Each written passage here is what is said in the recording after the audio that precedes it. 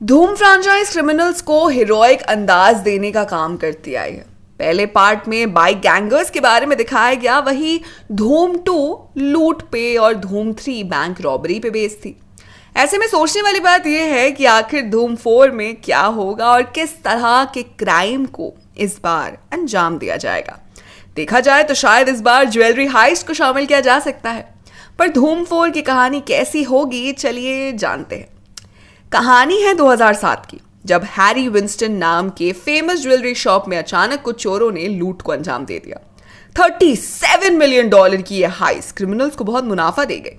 जब 6 अक्टूबर 2007 को Paris based Harry Winston का शॉप खुला तो 4 चोर पहले से ही दुकान में मौजूद थे। लेकिन सवाल यह है कि दुकान खुलने से पहले वो अंदर पहुंचे कैसे। वैसे तो स्टोर की कीज हर रात दुकान से दूर सिक्योरिटी सर्विस द्वारा रख दी जाती है और फिर सुबह 9:30 बजे गार्ड को दोबारा ये कीज दे दी जाती है। इसके बाद गार्ड बाहर तब तक वेट करता है जब तक कि दुकान के बाकी के स्टाफ्स ना आ जाए।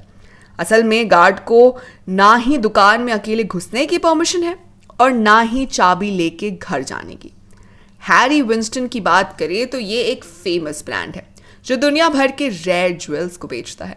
हैरी विंस्टन की दुकान पेरिस के पॉश इलाके में स्थित है।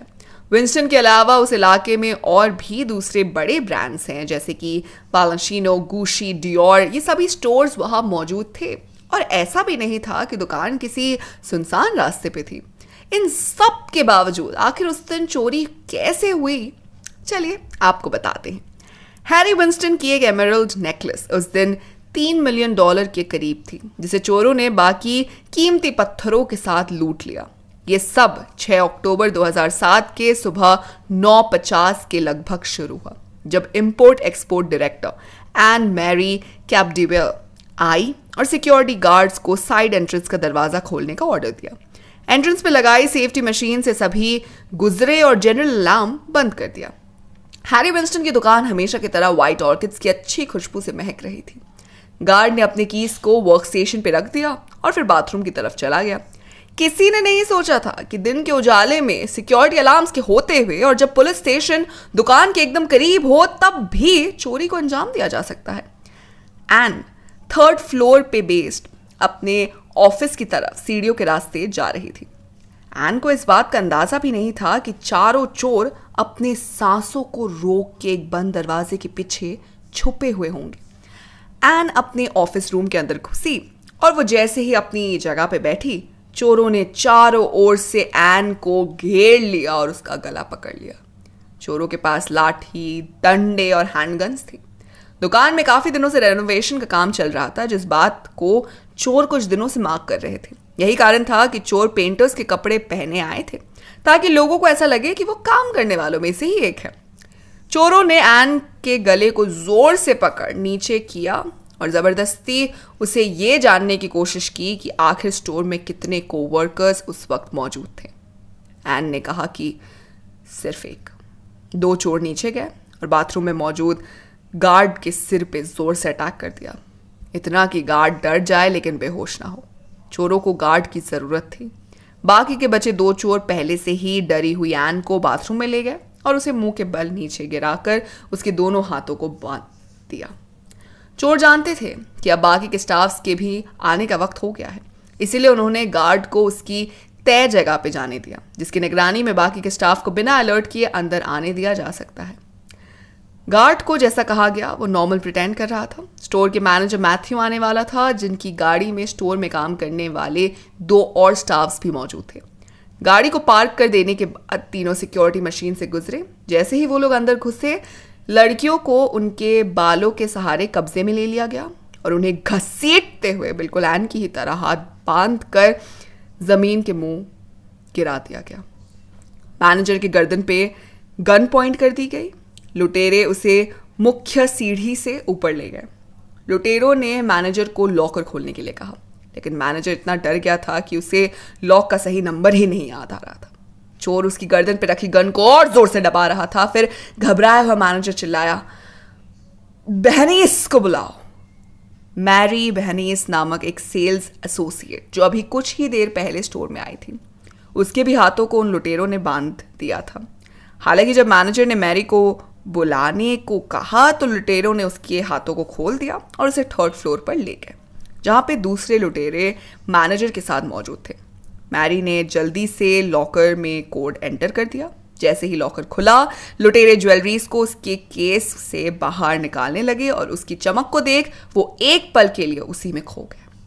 इसके बाद एक चोर ने मैरी को नीचे जाने का ऑर्डर दिया, जहां पे कीमती घड़ी लॉकर में स्टोर थी। वो चोर मैरी को लॉकर के पास ले गया और कहा कि चिंता मत करो बहनीस, मैं बाकियों से अच्छा हूं। और ऐसा कहकर वो चोर अपने बैग में रोज गोल्ड ट्रिपल टोरबिलॉन वॉच को भरने लगा। इसी के बाद जोर से एक चोर चिल्लाने लगा, फरीद, हमारे पास टाइम नहीं है, हमारे पास टाइम नहीं है। चोर के ऐसा कहते ही बाकी चोर भी अलर्ट हो गए और जल्दी जल्दी भागने लगे। भागते हुए उन चोरों ने सारे सीसीटीवी फुटेज के टेप्स को अपने साथ ले लिया और बाथरूम में कैद स्टाफ पे टीयर गैस भी छोड़ दिया। चोर स्टोर के पिछले गेट से अपनी रेंटेड मिनीवैन से फरार हो गए। उन चोरों ने जो उस दिन 480 पीसेस को लूटा था, वो आज तक रिकवर नहीं हो पाया है।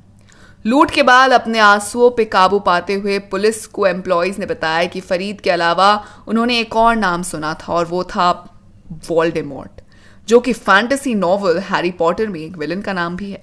इस खबर के बाद सारे मीडिया आउटलेट्स में यह बात फैल गई और लोग इसे सेल्फ अवेयर मूव बताने लगे। लोगों का कहना था कि हैरी पॉटर का रेफरेंस हैरी विंस्टन के दुकान में चोरी करते वक्त इस्तेमाल करने चोरों की स्ट्रैटेजी में शामिल था। इसके अलावा एम्प्लॉयज ने चोरों के मुंह से जारसा कहते हुए भी सुना और तो और क्रिमिनल से अपने पीछे कोई क्लू भी नहीं छोड़ा था। ना ही उनके कोई फिंगरप्रिंट्स दिखे, ना ही कोई डीएनए ट्रेसेस मिले। पुलिस ने कहा कि इतने बड़े ज्वेलरी शॉप को, वो भी पेरिस के बीच शहर में, लूटना कोई आसान काम तो है नहीं।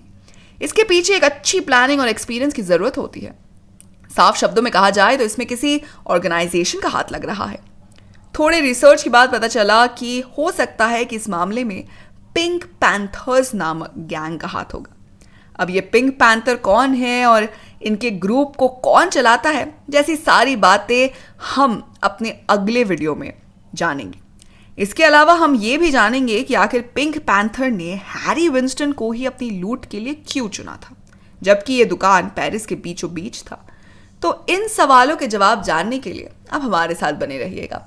साथ ही दोस्तों, आपको ये भी बता दें कि ऐसी ही कोई लूट की कहानी धूम 4 की हो सकती है। तो आप हमें बताइए कि आप धूम 4 के लिए कितने एक्साइटेड हैं।